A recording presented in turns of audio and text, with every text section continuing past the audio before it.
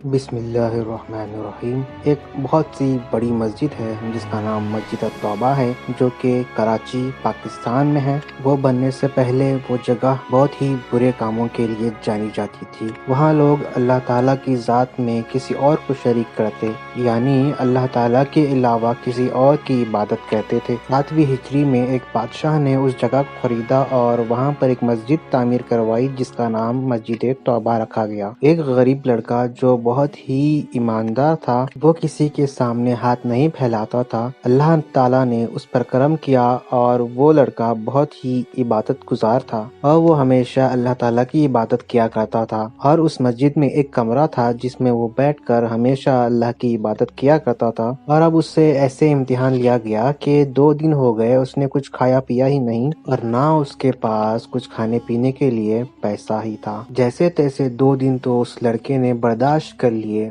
But تیسرے دن اسے احساس ہونے لگا کہ وہ اب مرنے جا رہا ہے اور سوچنے لگا کہ مجھے چاہے کچھ بھی مل جائے، وہ چاہے چیز چوری کی ہی کیوں نہ ہو، اب اس حالت میں مجھ پر جائز ہوگی۔ تو اسی بنا پر وہ سوچنے لگا کہ میں مردار نہیں کھاؤں گا اور نہ ہی میں حرام کھاؤں گا، اور وہ سوچنے لگا کہ میں چوری کر کے کھا لیتا ہوں۔ اور وہیں پر مسجد کے آس پاس بہت ہی مکان بنے ہوئے تھے جہاں پر ایک دوسرے کے مکانوں کی چھت ملی ہوئی تھی جس سے سارے محلے میں جایا سکتا تھا۔ وہ لڑکا ایک چھت کے اوپر سے محلوں کے گھروں پر چلنے لگا۔ وہاں سے ایک گھر میں دیکھا کہ وہاں پر کچھ خواتین ہیں اور وہاں سے نیچے منڈی کر کر وہ چلا گیا، یہ سوچتے ہوئے کہ وہاں پر خواتین ہیں، وہاں پر مجھے نہیں جانا چاہیے۔ اس کے بعد اس نے دوسرے گھر میں دیکھا تو وہاں پر کوئی نہیں تھا اور اس گھر میں سے کھانے کی بہترین خوشبو بھی آنے لگی۔ بھوک کی شدت میں کھانے کی خوشبو جب اس کے دماغ میں پہنچی تو اسے ایک بھوک کی شدت پیدا ہو گئی اور اس نے ارادہ کر لیا کہ میں اب مکان میں جاؤں گا، اور وہ مکان ایک منزلہ عمارت کا تھا۔ تو وہ صحن میں آ گیا اور وہ وہاں سے باورچی خانے میں گیا۔ وہاں پر ایک ہنڈی میں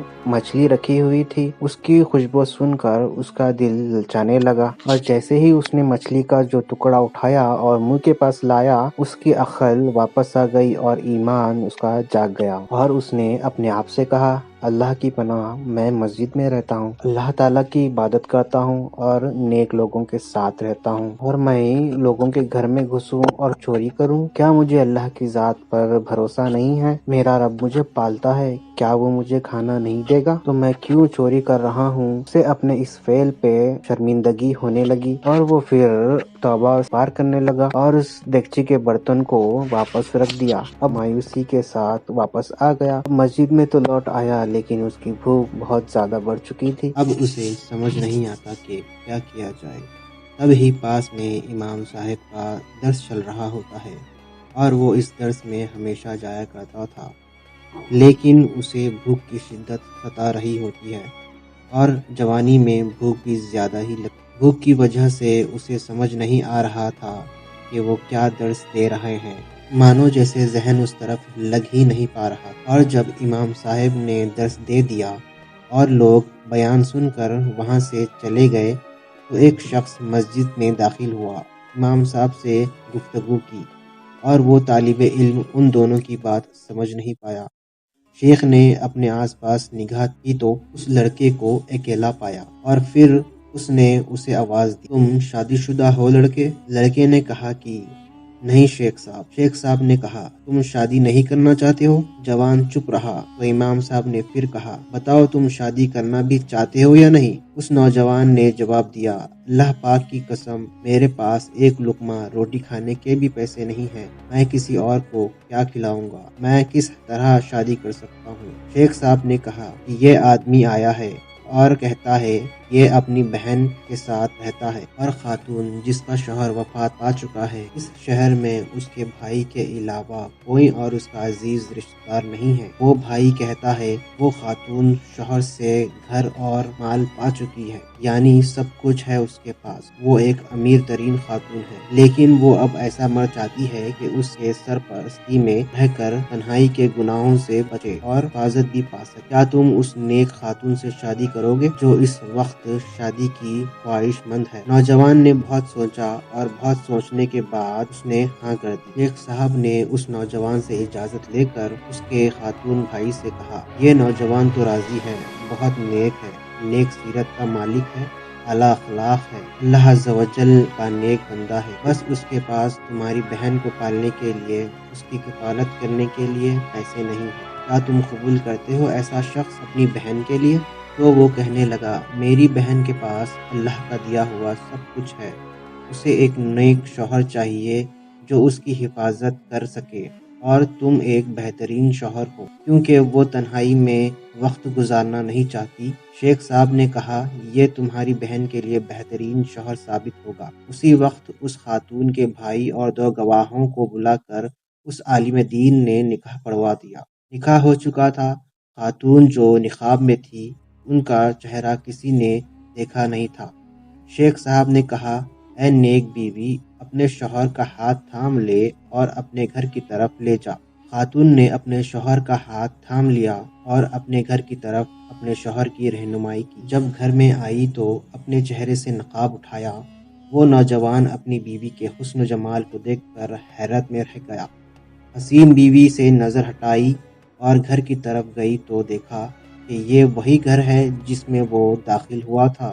یہ تو وہی گھر ہے جس میں چوری کی غرض سے گیا تھا کہ میں کچھ کھا لوں، لیکن میں نے کھایا نہیں تھا۔ ابھی اسے اپنے سوالوں کا جواب نہیں ملا تھا کہ زوجہ نے اپنے شوہر سے پوچھا، آپ کو کچھ کھانا ہے؟ وہ پہلے ہی بھوکا تھا۔ اس نے کہا۔ وہ جلد ہی اس کے لیے کھانا لے آئی، لیکن جیسے ہی برتن پہ سے ڈھکن ہٹایا تو دیکھا کہ کسی مچھلی کو اپنے دانتوں سے کاٹا ہے۔ اس نے کہا، عجیب بات ہے، گھر میں کون آیا تھا؟ کسی نے مچھلی کو دانتوں سے کاٹا ہے لیکن کھایا نہیں، صرف دانتوں کے نشان ہیں۔ وہ نوجوان جو پیچھے کھڑا ہوا تھا رونے لگا، رو رو کر بلکنے لگا، تڑپنے لگا اور کہنے لگا، میں آپ کو اپنا قصہ سناتا ہوں۔ اس نے پورا واقعہ سنا دیا کہ وہ کیسے اس طرح بھوک کے ہاتھوں مجبور ہو گیا تھا۔ تیسرا دن تھا جب اس کے پاس کھانے کے لیے پیسے بھی نہیں تھے۔ ایک نوالا تھا اور جب مجبور ہو کر چوری کی غرض سے گھر میں آیا جو کہ خالی تھا، کوئی بھی نہیں تھا، اس وقت اس نے مچھلی کو کھانا چاہا لیکن نگل نہیں سکا کیونکہ اس کے دل میں خیال آیا کہ چوری تو حرام ہے، گناہ ہے، کیا میں اتنا مجبور ہو چکا ہوں کہ حرام کام کروں؟ کیا مجھے اپنے رب کی عزت پر بھروسہ نہیں ہے جو مجھے کھلائے گا اور پلائے گا؟